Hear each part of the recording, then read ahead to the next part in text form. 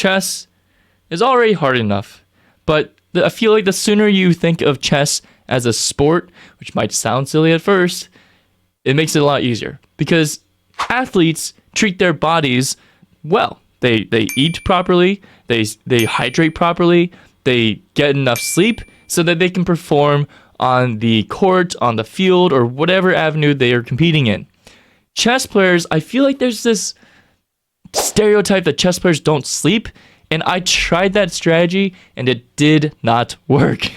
I was, between the second day of the chess tournament, I was trying to film content, I was trying to do my recaps, and I was up until 2 a.m. because, I finished the round late, then I had to find food at like 10:30 p.m.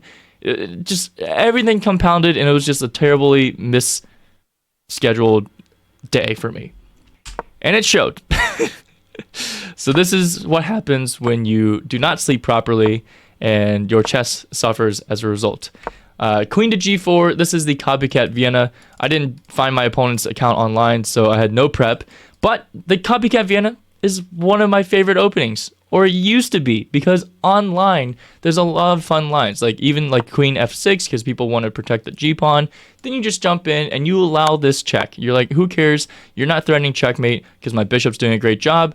I'm threatening to fork you, and I'm also threatening the g7 pawn. So like everything looks good. And I have a great video I will link in the description below that shows all the different ideas in a position like this. But over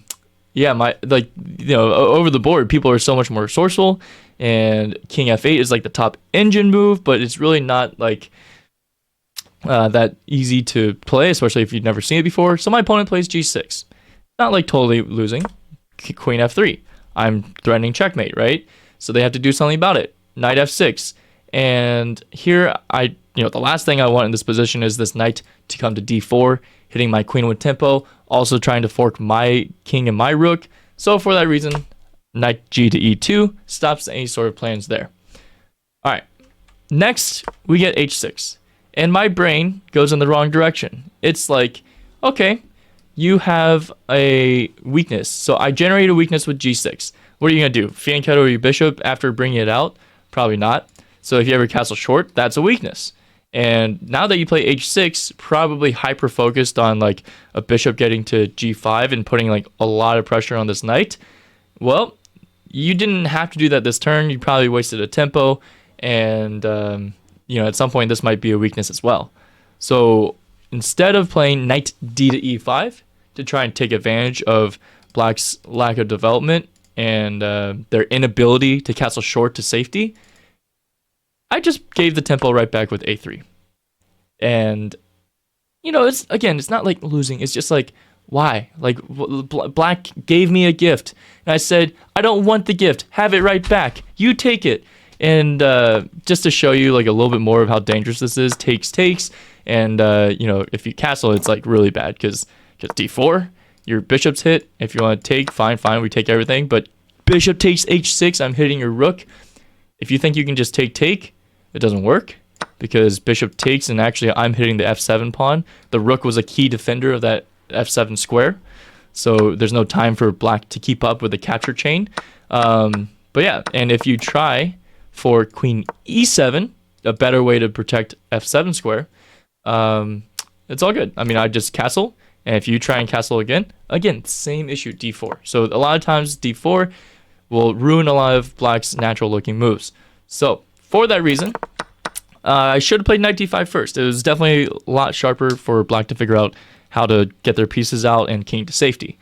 I just played a3, they played d6, I played knight to d5 now, but that one extra crucial tempo changes things a lot. Now they do play queen to e7, I played d3, freeing up my dark square bishop, and they play bishop to e6.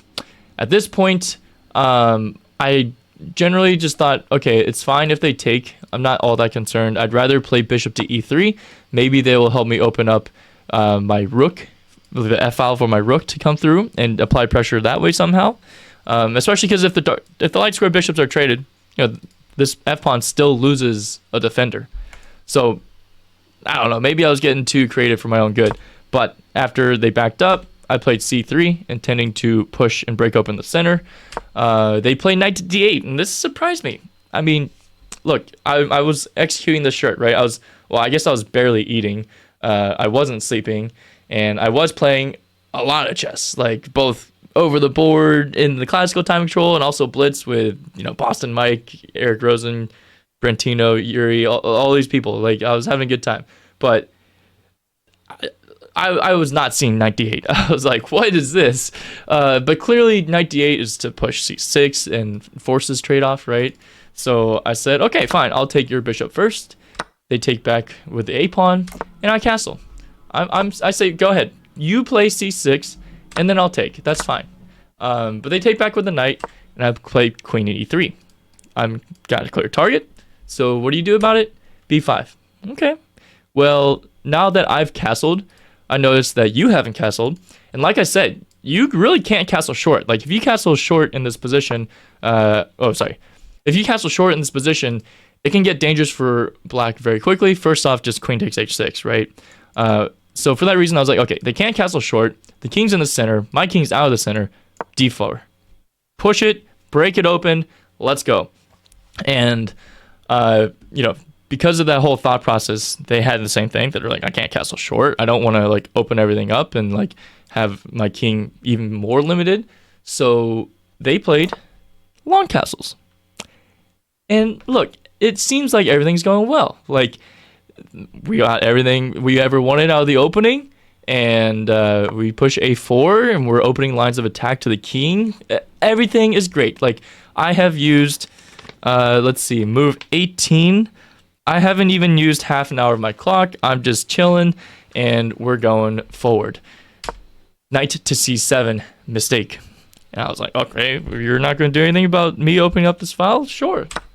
A takes b5.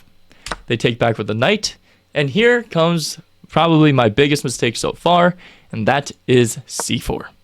For some reason, I did a 20-second calculation of knight takes, pawn takes, queen takes, and I was like, oh, I win a pawn. I just in case you didn't see, I did not win a pawn. They took a pawn with the knight at first, and this is what I ended up playing, but it would have been so much easier to play d5 first, lock this structure, because if they take, they're really, really, really, really opening up their king. Queen b6, I'm hitting their knight with tempo. They just got to do this whole dance with their knight, and rook to e7. I'm threatening to take this pawn, threatening to bring this rook over. I mean, you have to try and clear a way for your king, but it gets very dangerous very quickly. I just take, and it's like this knight's just like galloping everywhere. B4, then rook f to a1, just complete disaster for black. And maybe if I was not, I don't know. I didn't even eat breakfast. I know this is the evening round, but I didn't even eat breakfast. I'm just out here struggling. Like, the first thing that I put in my body this day was after the 10 a.m. round, I got lunch with Eric Rosen and Yuri, and we got dim sum. So I was putting greasy Chinese food in me, but it was really yummy. I'm telling you, it was great. But probably not the best thing to start your body's digestion with, And anyway, so we go here, and I'm like, all right, fine. I didn't win a pawn, so I'm not as winning as I thought I would be, but I still have a lot of good stuff in the position. Queen takes d4, and they played queen to e5. And I was like, wait, you're just letting me infiltrate. I'm coming to attack you. Queen b6, king b8, because of course they're ultra afraid of rook a7, rook f to a1, or excuse me, even just rook a8 first, and then just gobble gobble gobble. And for that reason, we get king b8, but that's an issue, because I can now still bring more pieces to attack you, and it's you're running out of places and spaces to go. The only issue is that I spent 3 minutes thinking here, and I was like, oh, I see a ghost after rook a7. Yeah, I'm threatening mate in 1, but I see a ghost. I was like, oh, I'm dog tired. I'm getting a huge headache from just being tired and sleep deprived. And I was like, oh, I want to end this game with mate. This should be a forced mate. queen takes b2. Oh no, like I'm just up a queen for a rook. Like I just want to force a mate and then get off the board. So I was like, oh, what if I played rook a5 first here, and then rook a7 and rook f to a1 and then mate. I overlooked my opponent's resources, and because I forced, I like asked them to take on e4. By the time I play rook a7, they have time to play c5. I should have been the one playing c5. I don't care about this pawn. What am I going to do with this pawn? I got rooks and queens, and who cares about the c pawn? But now I care about the c pawn because c5 opens up the diagonal for the queen to come and protect the king. I'm like, oh, f3, which is a funny little move order because rook f to a1 first is actually better. I'm threatening mate right away, and you have to move out of the way because now I can play f3. The queen moves. I take anyway, and then I take on f7. Instead of looking for mate, of course I'm threatening to checkmate you, but instead of like actually looking for mate, the whole goal is actually just to bring the rook, start collecting everything, and just control everything in black's territory. My rooks are going to be way more active, and this is winning. Seriously, I was like so tilted, so frustrated that I just went with f3 right away, and f3 right away. Now the queen is asking to trade before I have my rooks doubled up, so I have to get out of the way, queen a5. After king c8, he's begun the operation run the king away to safety, and I'm starting to lose the thread. So now I try queen to c3, and he offers me a draw. He says, do you want to draw? And at this point, I'm so mad. I'm like, I was winning. I know I was winning. And I really thought I had a forced mate. I just overlooked all the defensive resources. And I was like, I had a forced mate. I want a win out of this. I'm going to squeeze it out of him. So I was like, how about you make your move? And then I'll decide if I accept the draw or not. I'm just being a prick for no reason. He plays rook f8 and I play queen to g7, declining the draw. I'm like, I don't know. There's going to be something on the 7th rank. I'm just going to bring everything anyway, and we're going to see what happens. And after he plays king to c7, his king is nice and safe. Rook to e1 and rook d to e8. And at this point, now it was my turn saying, ooh, wait, his pieces are very well coordinated. His king is safe. Like, I don't actually have an attack anymore. So at this point, I offered him a draw. And he gave me some of my own medicine. And he said, how about you make your move first? And then I'll decide. And I think the reason why he wanted to decide was because maybe there was some sort of lines with rook takes, queen takes, and then queen e1 check. But I just simply took, he took, and I played king f2, and we agreed to a draw. So technically, there weren't any blunders in this game, but there were so many mistakes. I mean, literally, chess.com says there was 3 mistakes by each player, but just conceptually, there's so many different things I did wrong in this game.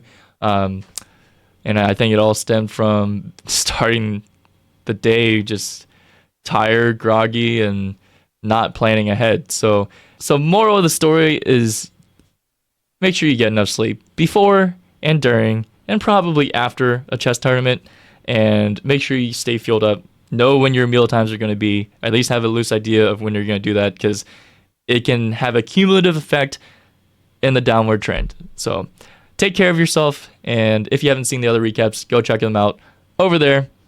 Happy learning, everyone.